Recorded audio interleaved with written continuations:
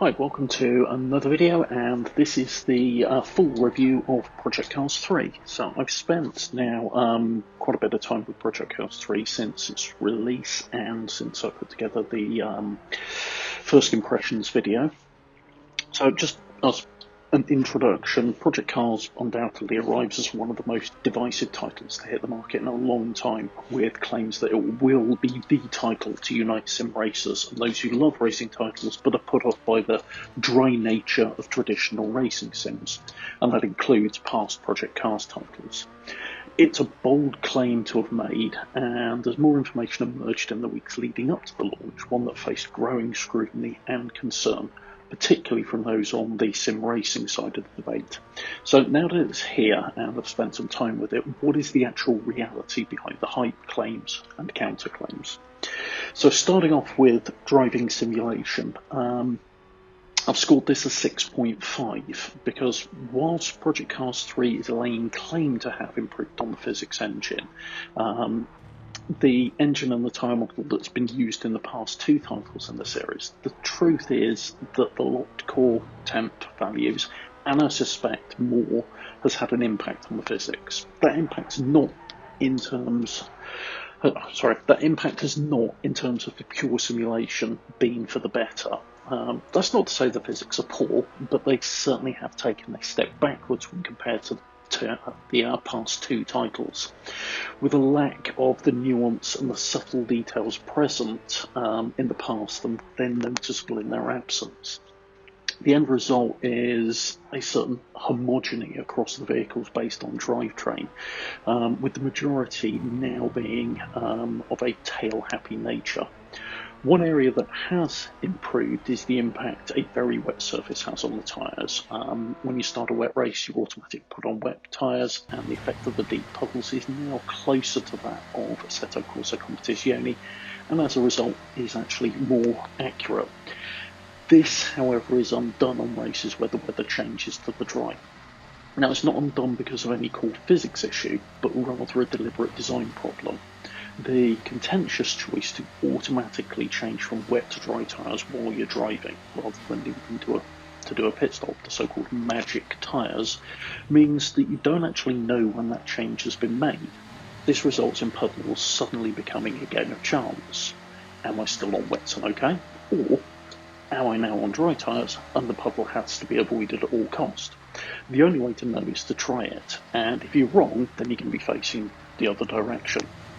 Not only does that feel unfair, but it's potentially confusing to those the title is trying to attract, and it's a loss of agency that simply wasn't needed, and I suspect will be seen by some as a bug, particularly given that the automatic tyre swap is not explained at any point when you're playing.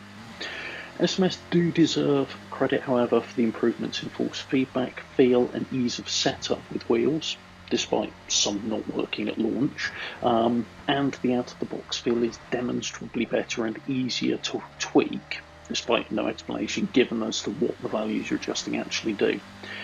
The end result is, however, that the more vehicles I try in Project Cars 3, the more this becomes apparent that the physics have not overall moved forward, with the end result being that they now fall into a middle ground between the likes of Gran Turismo and Forza Motorsport and the past Project Cars titles, Assetto Corsa and Assetto Corsa Competizione.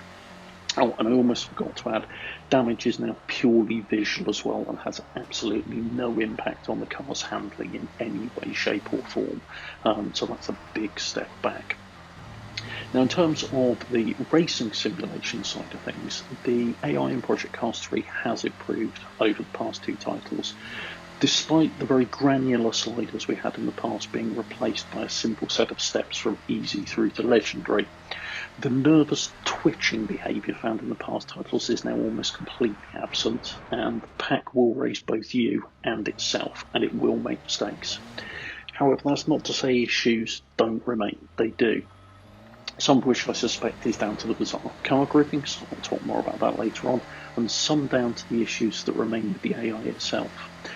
This is most evident at the start of races and at any very slow corner, with Cadwell Hill being an ideal location to see it. Here the AI will slow down to almost a standstill through the very tight chicanes and shuffle about as it works its way through and works out what to do.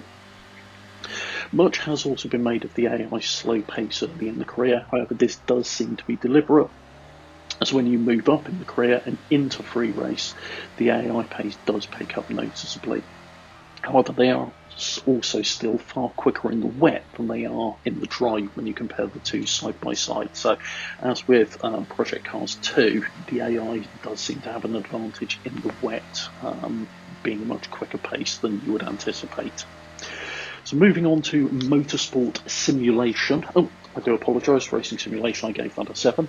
Motorsport Simulation I gave this a 5 because unfortunately the Motorsport Simulation element of Project Cars 3 has taken a major step back from its roots in the last two titles. Gone are pit stops, tyre wear and fuel use, and as a result so are the strategic choices that are core to Motorsport Simulation.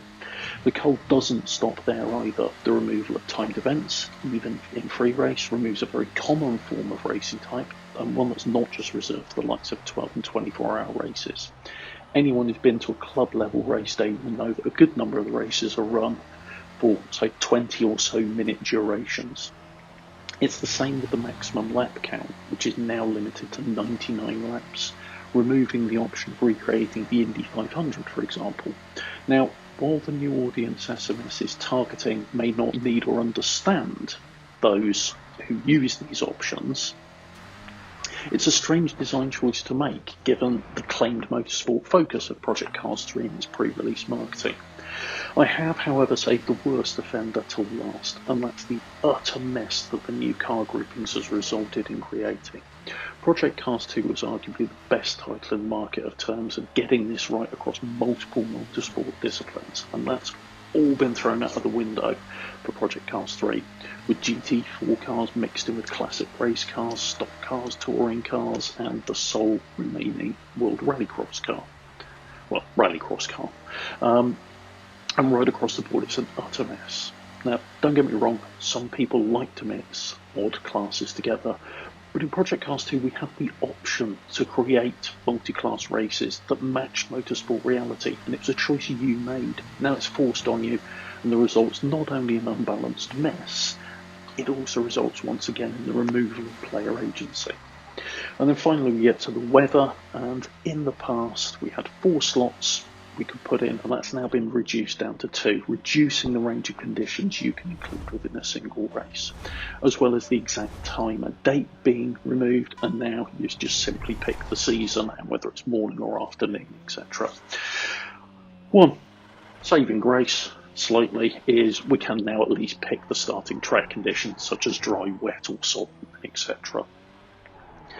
Moving on to accessibility, and this scores an 8, and it's a positive for Project Cars 3, as an increased level of accessibility was one of the targets that SMS stated for the title, and in that regard they've managed to hit the target bang on. Wheel and gamepad use out of the box are now good, with gamepad being a major change for the series in that it is now truly pick up and play. Gamepad accessibility does, however, need the caveat that this has been achieved by putting in place locked assists for counter steering and steering. Not that that's any different to the likes of Gran Turismo or Forza Motorsport in that regard. Personally, I'd rate the gamepad use just below that of Gran Turismo Sport, which, given how tricky it was in past Project Cars titles, is still a significant step forward. The new career mode's also far more accessible to those moving over from more arcade-focused titles, with a focus on gamified progression rather than something akin to how career progression works in actual motorsport, giving the advantage of being able to sample lots of different tracks all over the globe from the start. The balance of reward and money given in the career to unlock, buy and upgrade cards also seems well balanced at the roughly 15-hour point I'm at with the career. The ability to also still be able to run any car on any track in a stock upgraded form still exists in both practice and free race modes, which provides a nice balance between the two directions. Accessibility is, however, let down by a lack of explanation for some areas. As I've already mentioned, no explanation is made that tyres are changed from wet to dry during races, leaving the player to either work it out themselves or just simply remain confused.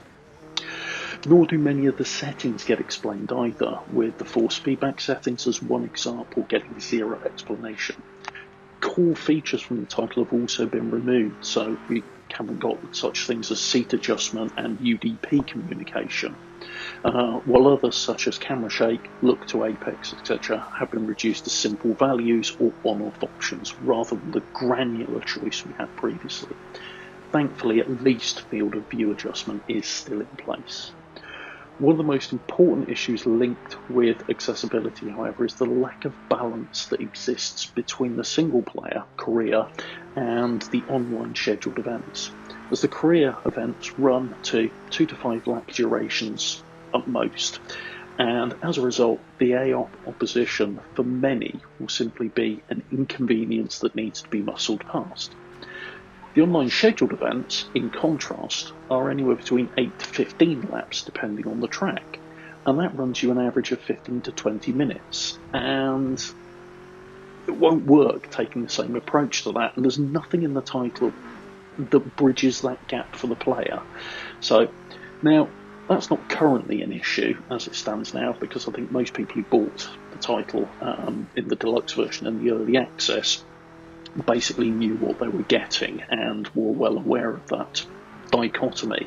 But when the full launch day arrives and the more casual players get on board, it could well be a bit of a problem, with people used to muscle past the opposition in a 2 to 3 lap race now suddenly finding themselves driving for 15 to 20 minutes as opposed to 4 minutes, and being expected by the license system to drive cleanly and not try and muscle past people or dive bomb down them. And it will be interesting to see how that matures and how that behaviour pans out.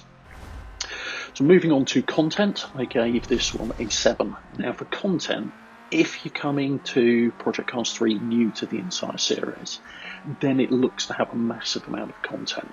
However, once you look at the previous titles, that starts to become a little less clear, as despite new tracks and cars appearing in this iteration of the series, more has actually been removed than has been added. In particular, we've got the loss of things like all of the true rallycross locations. Linden Hill's still in, but only the tarmac section, not the rallycross circuit. All but one of the rallycross cars have gone, the ice arena gone, the ice track had gone, Spa and Le Mans significantly have gone. The result is actually less cars and less track locations than Project Cars 2 had at the end of its life. And that certainly bucks the expected trend of a series within a console generation, where we expect to get more tracks, more cars added in each iteration. And certainly that's what happened between Project Cars and Project Cars 2. Plenty has, however, been added into this iteration, from the largely throwaway driver creation, which in reality at launch has very few real options and actually results in a rather low resolution driver present in your car. The upgrade system, however, is solid and functional. One issue it does have, however, is despite being a spiritual successor to the Shift series, the development team's claim, not mine, it actually lacks a lot of what was good about upgrades in Shift. So you've got no engine swaps and no visual changes for aero kits or other similar modifications. Project Cars 3 also gets a livery editor. It's a basic livery editor, but it's a very functional addition and does allow the creation of good-looking liveries quickly and easily, and the quick transfer of those liveries from car to car, which is a nice touch.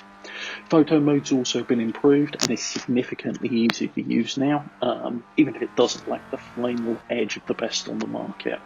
And the career mode is undeniably expansive in its size. So overall, a lot of good stuff's been added, but personally I can't help feeling that this is closer to a new take on Project Cars 2 rather than a true next iteration in a series. And as such, that muddled identity of Project Cars 3 once again comes back and bites itself. Finally, moving over to value, I gave this a 7, and I did that because I'm coming at this as a fan of the Project Cars series, and as such, any value score has to be tempered by the sheer volume of recycled content it's got, as well as, despite the fact that you've got new cars and tracks, the final count is both lower, in both areas is lower than for Project Cars 2.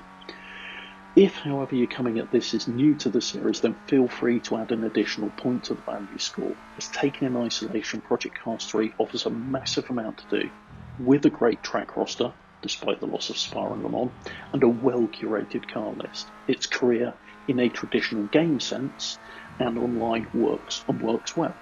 And with the additional daily, weekly and monthly challenges, it really does add to its potential lifespan. So, in summary, Project Cars 3 is an enjoyable racing title that sits firmly between the likes of Gran Turismo and Forza Motorsport and the dry, air quotes, sims like Assetto Corsa Competizione, and most significantly, the past 2 Project Cars title. It's this latter point that is, however, its potential downfall, as the confusion that's been created in marketing this as a numbered title in the series rather than spin-off title, along with the marketing claims that just simply don't hold up, of it being all the sim you could want, have potentially harmed the success of what is, in fact, a title with a lot to do, and what it does do is enjoyable. Only time's really going to tell what the success of this new direction is going to be, and what the future of the series itself will be. But I just can't help feeling that had this been approached correctly in its marketing and communication, this would be a title that would be being praised right now as a more accessible Project Cars spin-off title, rather than as a confused, poorly communicated title that has not brought sim racers and non-sim racing race fans together, but if anything has further divided and entrenched that divide. Turning that around now rests with SMS. If, however, they are able or willing to do that, remains to be seen. So there we go, that's my full review of Project Cars 3. If you found this useful, please do hit the like button. If you want to drop any comments about this, please do so down below. And if you want to see more content like this, please do subscribe to the channel and hit the bell icon to be notified when future videos get uploaded. Thanks very much. Take care.